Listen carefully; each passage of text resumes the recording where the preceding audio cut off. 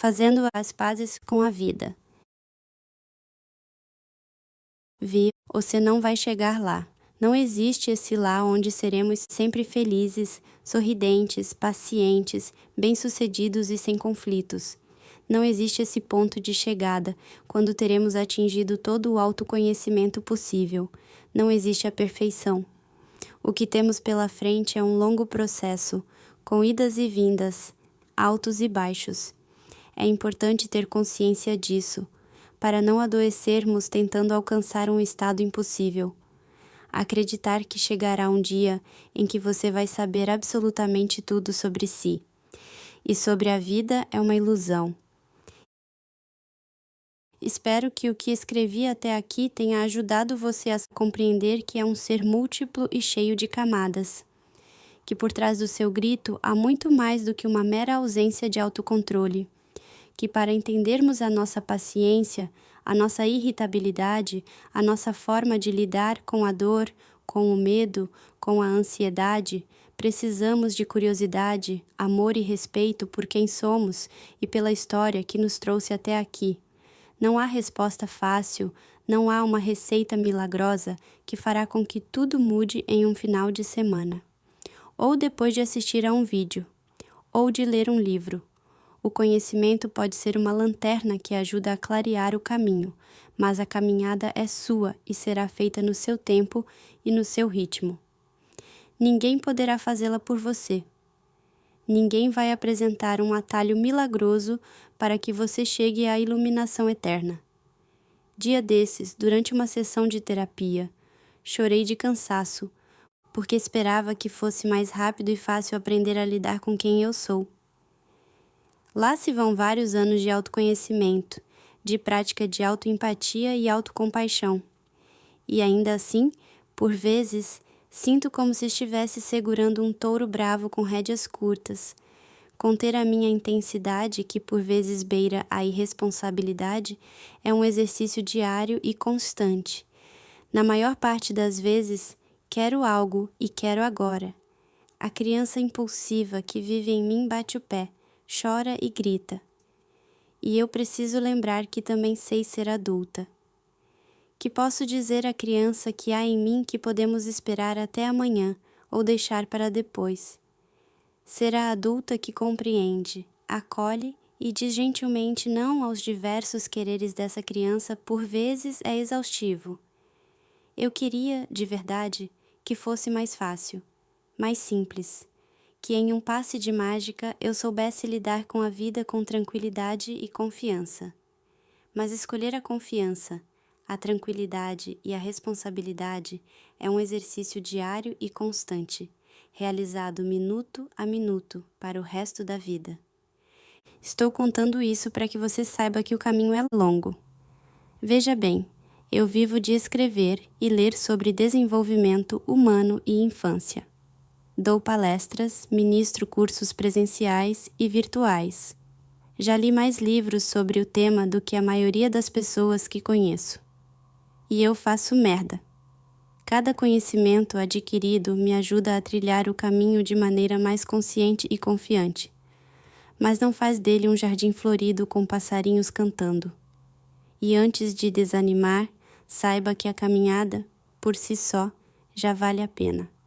Reconheça os seus tropeços e aprenda com eles. Comemore e celebre cada pequena vitória, porque elas farão com que se sinta mais capaz de seguir adiante. Nossa forma de encarar a vida e receber o que nos acontece interfere diretamente na nossa relação conosco e com o outro. Ajustar as expectativas e a realidade e lidar com as frustrações que esse ajuste traz é uma prática necessária para sabermos aproveitar cada instante. É essencial para nos lembrarmos de que o presente não tem esse nome por acaso. Essa tal felicidade. Conheci Maria em um curso que fizemos juntas. No intervalo, conversávamos sobre o conteúdo e dividíamos experiências pessoais. Ela era uma mulher rica que vivia em uma casa muito parecida com as mansões que aparecem nas novelas. Tinha 2 filhos lindos que combinavam perfeitamente com a sua própria beleza, completamente dentro dos padrões estéticos vigentes. O marido era igualmente bonito e bem-sucedido. Acontece que, mesmo atendendo a todos os itens da lista do que o senso comum estabeleceu como os requisitos para a felicidade, Maria estava absolutamente infeliz. Ela me disse que chorava todas as noites e não via sentido na própria existência. Brincava com os filhos de maneira automática e, na maior parte dos dias, queria apenas ficar deitada na cama e dormir.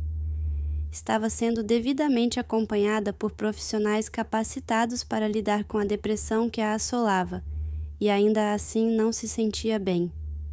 O pior era que negava a própria dor. Tinha tudo, não tinha o direito de sentir toda aquela tristeza, afinal. Achar que não deveria sentir o que estava sentindo aumentava a culpa, que aumentava a tristeza. Maria queria ser feliz, só isso. Não era pedir muito, era. Malditos contos de fadas que nos fizeram acreditar que existia um felizes para sempre. Crescemos achando que existe uma receita para a felicidade, um momento em que nenhum sentimento difícil nos atravessará, que acordaremos sorrindo e vendo arco-íris todos os dias até o fim da vida. Acontece que a realidade não é exatamente assim. As pessoas que nos cercam não leram o roteiro, não atuam como esperávamos. Nós não nos sentimos como esperávamos. Há um abismo entre o musical da Broadway, que achamos que a tal felicidade seria, e o dia a dia com crianças chorando, crises mundiais e vazios existenciais. Assim como não existe linha de chegada, também não existe essa felicidade que é definida pela ausência eterna de tristezas. No capítulo anterior, aprendemos que a sua felicidade é responsabilidade exclusivamente sua. E aqui quero explicar um pouco melhor, porque não desejo de forma alguma dar a entender que desconsidero o papel das políticas públicas no bem-estar da população. Vivemos em um momento social no qual somos cobrados intensamente para sermos felizes, bem-sucedidos e belos, mas somos bombardeados o tempo inteiro por informações que abalam profundamente o nosso bem-estar. É difícil ser feliz com o corpo que temos quando a mídia nos diz que precisamos perder 10 quilos, 5 centímetros nos quadris e 10 centímetros na barriga. É difícil confiar na vida quando os jornais e as mensagens que recebemos no nosso celular noticiam as mortes, os roubos e as violências que ocorreram na Argentina, na França e na principal avenida da cidade, dando a impressão de que ir até a esquina é uma missão altamente perigosa. É um desafio imenso acreditar que somos suficientemente bons quando nas redes sociais os sorrisos parecem mais felizes, mais capazes e mais realizados que os nossos.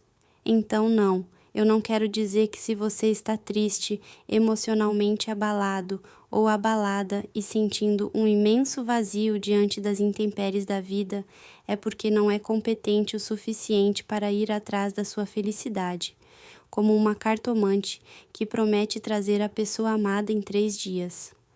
A sua responsabilidade é priorizar esse bem-estar. É buscar se nutrir emocionalmente, reconhecer as próprias reservas emocionais e manter o tanque cheio. É saber que ninguém vai fazer isso por você, por mais amado ou amada que seja.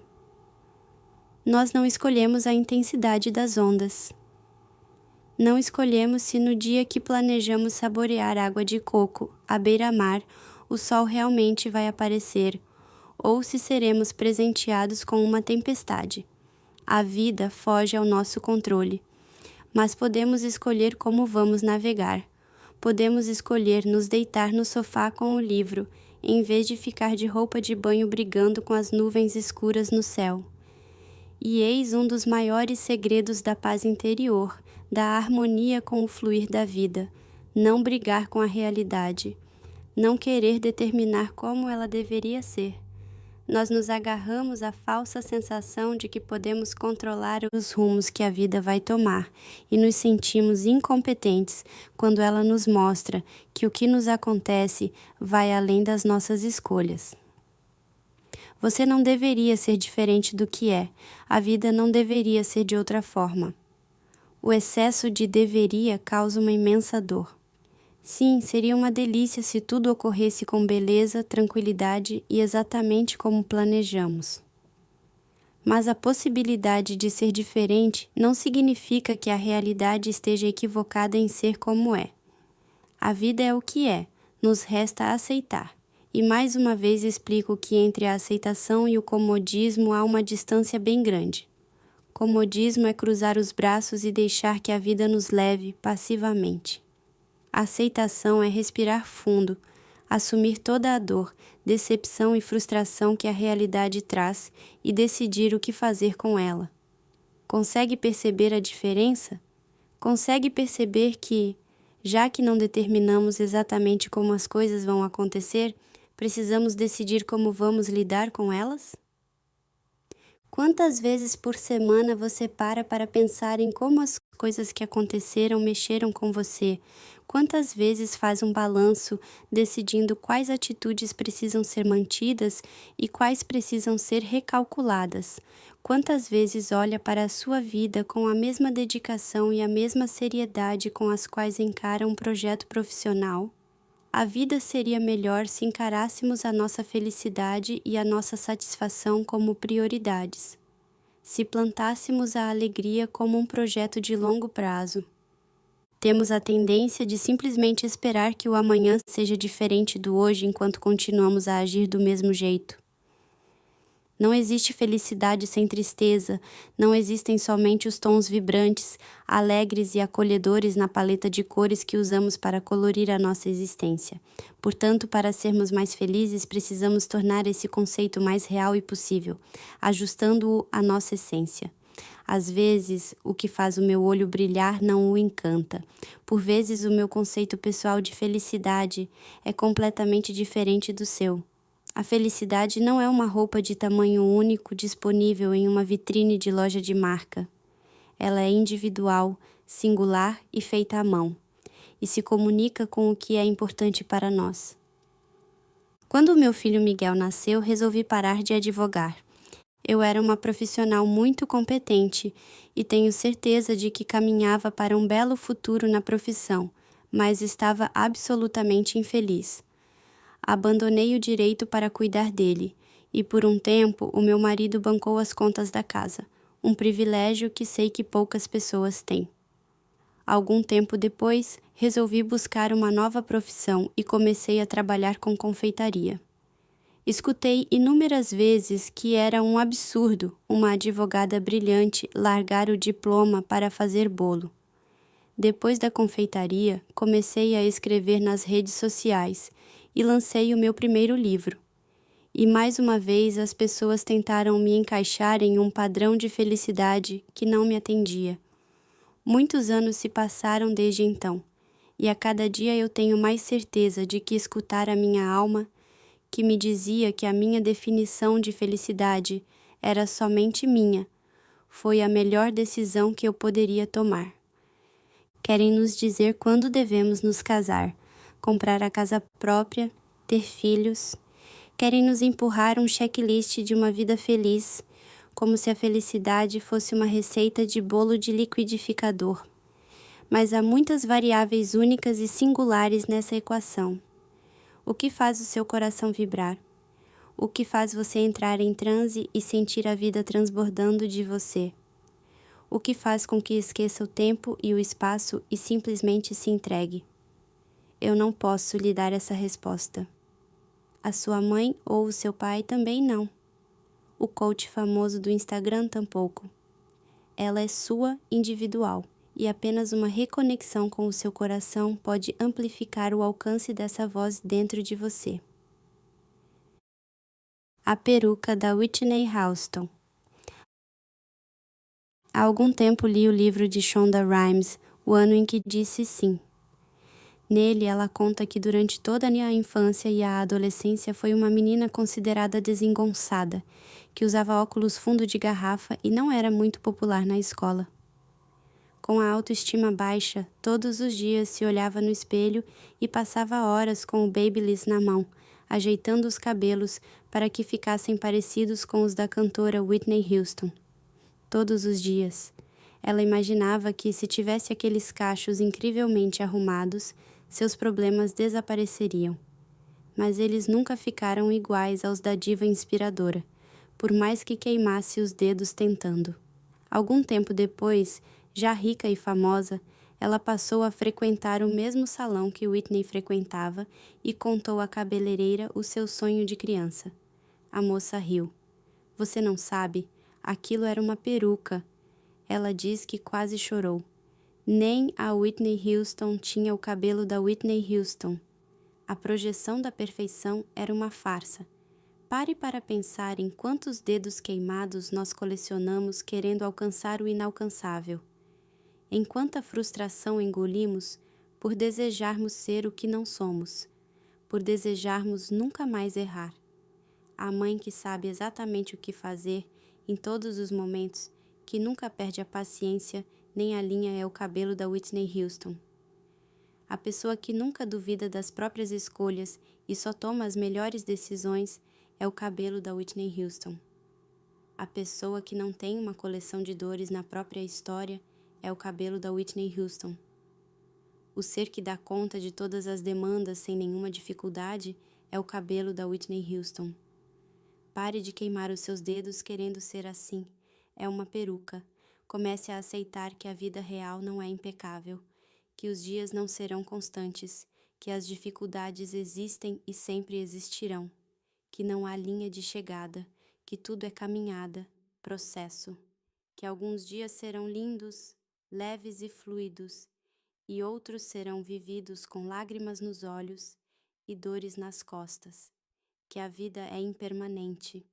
Nas redes sociais sabemos recortes da vida dos outros, recortes muito bem escolhidos.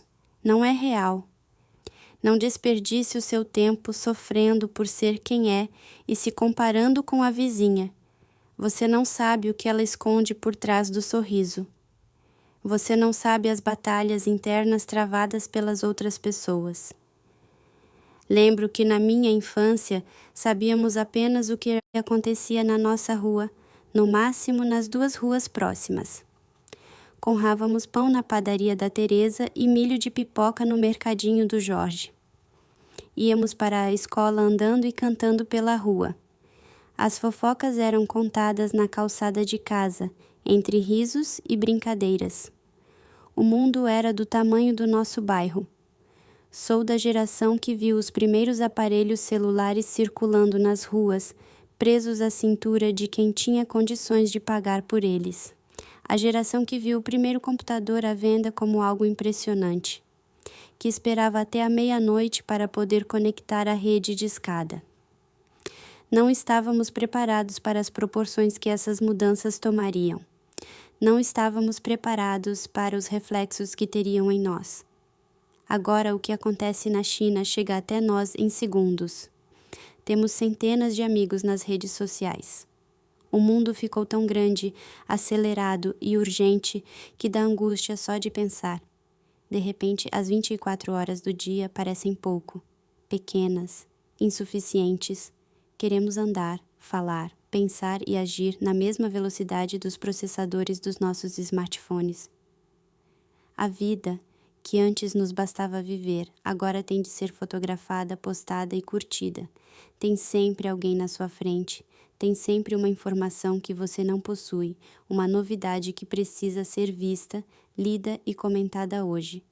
Agora, neste instante, urgência, pressa, a dieta da moda cujos resultados impressionantes a blogueira postou.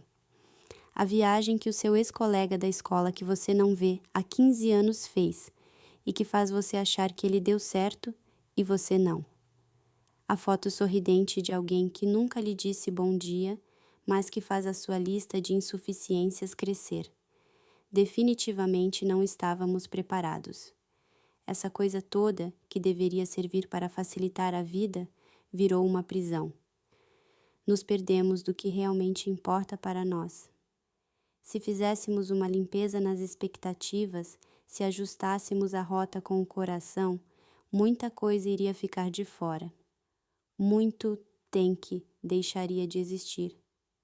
Enquanto o mundo era do tamanho da minha rua, a mesma pessoa que eu via arrumada e maquiada no domingo à noite, eu também via de cabelo embaraçado e roupa de faxina varrendo a calçada. Agora vemos apenas um ângulo, cuidadosamente escolhido e editado. Nós nos comparamos e sofremos. Sou da geração que pagava multa se não entregasse a fita VHS rebobinada na locadora, que conhece a origem da expressão caiu a ficha. Definitivamente não estávamos preparados para ter um mundo virtual na palma da mão. Precisamos voltar a viver a vida offline, cheirar as crias, tomar banho de mangueira, comer brigadeiro na panela, dançar descabelado no meio da sala, receber e dar abraço, beijar na boca, fazer sexo, sentir cheiro de livro e de bolo quente. Uma vida que não cabe na mão, que exige o corpo inteiro. Porque quando conseguimos estar inteiros, a sensação de que está tudo errado vai embora. Se ficarmos nos comparando a essa figura frankensteiniana que é a soma de inúmeros recortes da vida alheia, estaremos sempre atrasados e infelizes. Sempre, para trás, incompetentes. Quando a sua mente tagarela lhe disser que todo mundo está lindo, feliz e sorridente, e só você está atolado ou atolada em demandas, lembre-se de Shonda. No fim das contas, deve ser só uma peruca. A vida dos sonhos. Eu achava que 2017 tinha sido um ano horrível, que merecia o troféu de pior ano da minha vida. Quando a minha mãe descobriu um pequeno nódulo na mama e fez a primeira ultrassonografia, no comecinho de 2018, o médico nos tranquilizou dizendo que, com aquela aparência, dificilmente seria câncer. Respiramos aliviadas. Lembro de dizer a uma amiga: eu não sei o que seria de mim se esse exame desse positivo. Câncer? Que piada de mau gosto a vida estaria me pregando, né? Estávamos vivendo uma crise financeira complicada. O casamento estava igualmente em crise e as crianças, bem, estavam sendo crianças e não robôs silenciosos que apenas dizem sim. Eu estava à beira de um colapso nervoso. Em fevereiro, fui buscar o resultado da biópsia que havia sido feita apenas por precaução. Abri o envelope e li o que estava escrito, acreditando que veria palavras sem sentido que, depois de uma rápida pesquisa no Google, me diriam que estava tudo bem. Positivo. Carcinoma maligno. Não precisei de nenhuma pesquisa para saber o que aquilo significava. Era um maldito câncer na mama da minha mãe, e nós teríamos que encarar aquela luta juntas, enquanto o meu casamento ruía, as prestações da escola das crianças atrasavam e faltava dinheiro para a gasolina. A vida havia me pregado a tal peça. Passamos por milhares de exames e consultas até a cirurgia, que seria o início do tratamento. No dia da cirurgia, o médico ia testar os linfonodos para saber se as células cancerígenas haviam atingido a axila. Funciona assim. O médico retira o linfonodo sentinela, entrega para que um familiar leve para a biópsia e, no laboratório, um médico patologista analisa o material e liga diretamente para o centro cirúrgico, informando se o resultado é negativo ou positivo.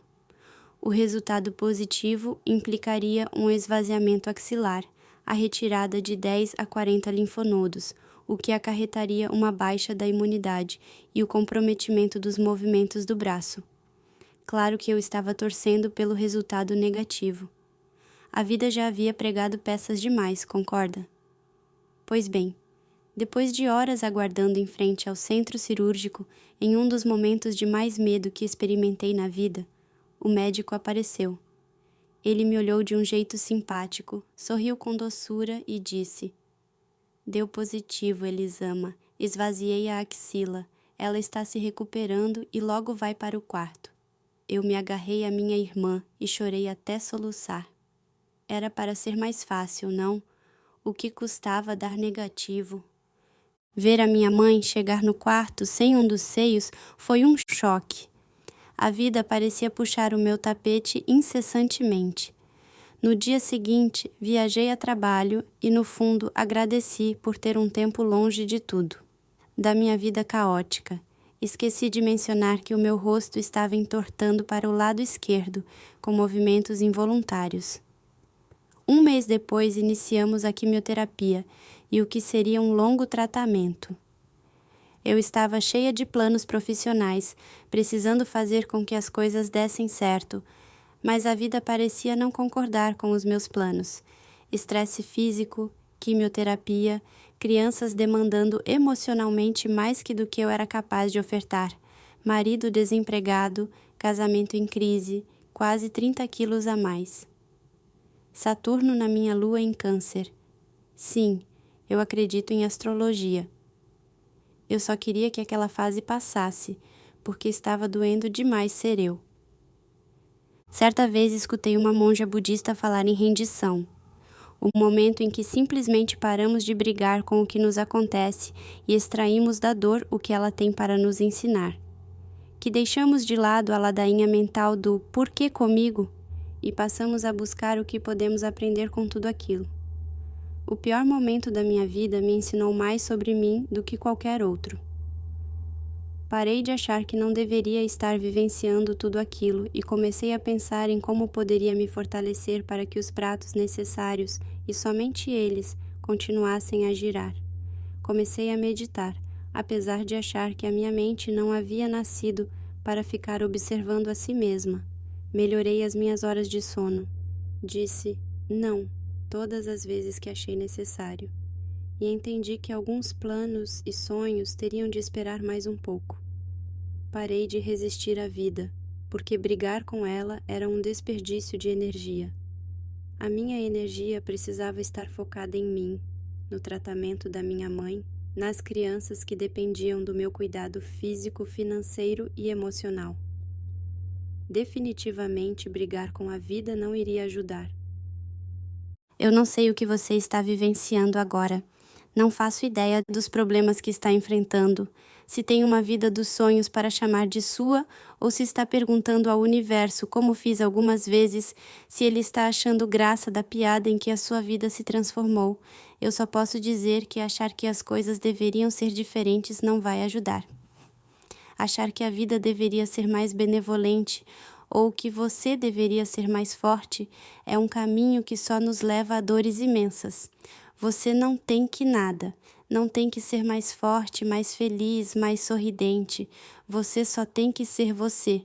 É esse o grande propósito da nossa existência, sermos nós mesmos e, a partir dessa conexão, atuar no mundo. Não sei se a sua vida dos sonhos vai chegar, se um dia vai viver exatamente o que espera viver, mas sei que a vida que você tem está acontecendo agora. Que algumas vezes você escolhe como as coisas vão acontecer, outras vezes só lhe resta respirar fundo, procurar um ombro amigo para chorar e descobrir como lidar com elas. É impossível brigar com a vida e educar de maneira gentil. É impossível achar que está tudo errado e ser amável, doce e gentilmente firme com a criança ou o adolescente. Educar por meio da não violência é um exercício de consciência, é um transbordamento. Cuidar da nossa forma de viver a vida, de encarar o que nos acontece, pode melhorar a nossa paciência e a nossa presença, e nos torna pais e mães melhores. Suficientemente bons. Último tópico do livro. Na realidade, não chega a ser um tópico, mas um lembrete. Corro o risco de soar repetitiva, de dizer algo que já disse antes, mas que é tão importante, tão essencial, que precisa ser repetido. E repetido mais uma vez. Você é suficientemente bom, você é suficientemente boa. Nenhuma característica sua muda isso. Nada que tenha ocorrido na sua vida muda isso. O seu valor está além de um comportamento pontual. É maior do que a sua conta bancária. Independe do número do seu jeans. Você é bom ou boa por ser você, porque nasceu guardando em si a razão sutil, fugidia e importante de ser um humano, não uma cadeira. Talvez a mídia diga o contrário, talvez o Instagram diga o contrário. Talvez o mercado esteja fazendo você achar que falta uma bolsa cara, ou um carro do ano, ou uma promoção no trabalho para acreditar nisso. E eu rogo que, mesmo que o mundo diga o contrário, você acredite em si. Não vai ser fácil. Não vai ser fácil acreditar que tem feito melhor quando a realidade parecer completamente diferente do esperado. Não vai ser fácil acolher as suas dores e se ofertar uma palavra gentil depois de passar anos se maltratando. Você vai errar e vai ser um desafio aceitar isso, mas é um compromisso. Seguir, buscar o equilíbrio, voltar para o caminho quando por acaso se distanciar dele. Escolher a autenticidade e o amor próprio vai ser assustador. Aceitar a vulnerabilidade como uma condição própria da existência humana é uma escolha que fazemos e refazemos diariamente, e vale a pena. Ela reverbera na verdade com que acolhemos a humanidade dos nossos filhos. Transborda para a nossa capacidade de escuta. Muda as lentes com as quais enxergamos a nós mesmos e a vida. Entender o que está por trás do grito dói. Não entender também. Em um, a dor cura, em outro apenas inflama.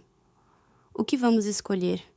Espero verdadeiramente que este livro tenha ajudado você a fazer descobertas importantes e profundas sobre si mesmo. Que ajude você a melhorar as suas relações, sobretudo a relação mais importante de todas, a sua consigo. Torço para que os dias lhe sejam gentis e, mesmo quando não forem, que você saiba ofertar a si a gentileza de que precisa e que saiba pedir por ela se necessário. Os nossos filhos merecem pais que se conhecem e se amam. E nós, como sociedade, merecemos uma geração educada por pessoas conscientes das próprias potências e dores. Que você jamais esqueça que merece amor, carinho e respeito. Sempre. Confie no seu processo, confie na vida, confie em si mesmo. Eu confio em você. E lembre-se de aproveitar a caminhada.